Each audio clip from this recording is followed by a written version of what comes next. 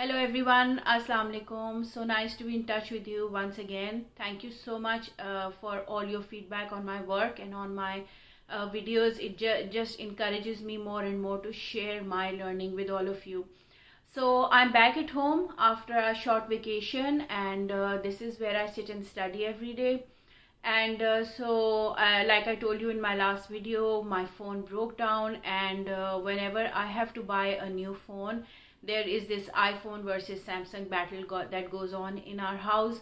My children and my husband converted to iPhone long time back, but I have been a really loyal Samsung user all this time. And so they are in the process of convincing me once again. Well, to be honest, I think that iPhone makes the best touchscreen. That is totally unmatched for sure. I also use their iPad and their laptop, and they have some very superior features which I have not used in other devices. But I still have my apprehensions as far as their mobile device is concerned. And so let's see if they are able to convince me. I might switch over. But for now, it's me and Samsung, and that's a bond that will not break. So, and that's happening on my personal front. So let's move back to the narrative inquiry that I was talking about last time. Something I mentioned was the significant role of the researcher in all of this. So the researcher is not just a passive, member of the research process, but very much active and involved and engaged in the entire meaning making process that goes on in this story analysis of these stories. Why is this very important? This is important because we want to mitigate any hierarchical perceptions that might exist between the researcher and the participants. And when there is a level of comfort, then you will be able to deep dive into their thoughts and into their identities, into their values, into the meanings that they make of their lives.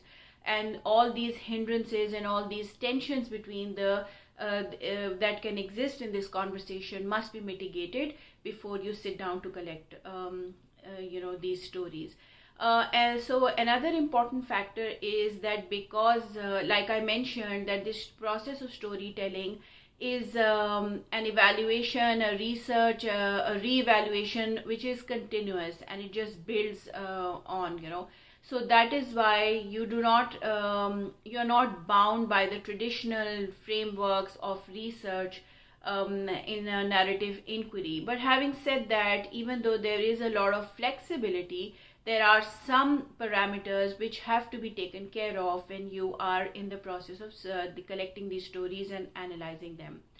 The first most important thing that Clandinin and Connelly talk about is that there must be a specific purpose, and there has to be a really good balance of purpose, expression, storytelling, research text, and analysis, so that all of this just isn't just a story. It's not just a description of or an account of what happened, or just something that you write about yourself. It must have a very specific purpose.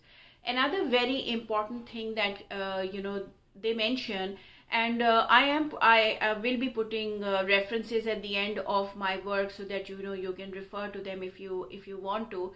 So another important thing is the three commonplaces that they mention. If these three commonplaces are present in your work, then it can be considered a valuable piece of narrative inquiry. The first one is temporality. Temporality means that there is a sequence. There is the chronological depiction of your events, people, context. That this happened, then this happened, then this happened. So in 55, this is how it all started, and then this happened, and so there is this sequence of events. The second most important commonplace is sociality, and this sociality includes personal and social conditions. When you talk about personal conditions, it includes all the moral and ethical beliefs and value systems that are part of the researcher and the participants. And when you talk about the social conditions, that it includes all the factors that affect your context. It also includes other things like the relationship between the researcher and the participants. And so because if there is a tension in that relationship, then how is that going to come out? If if the relationship is very cordial, and your friends, already friends, like some of my participants are my friends, and so we have this really easy conversation and very organically created conversation.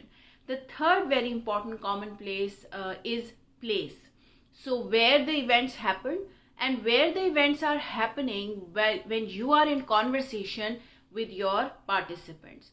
So temporality, and then sociality, and then place.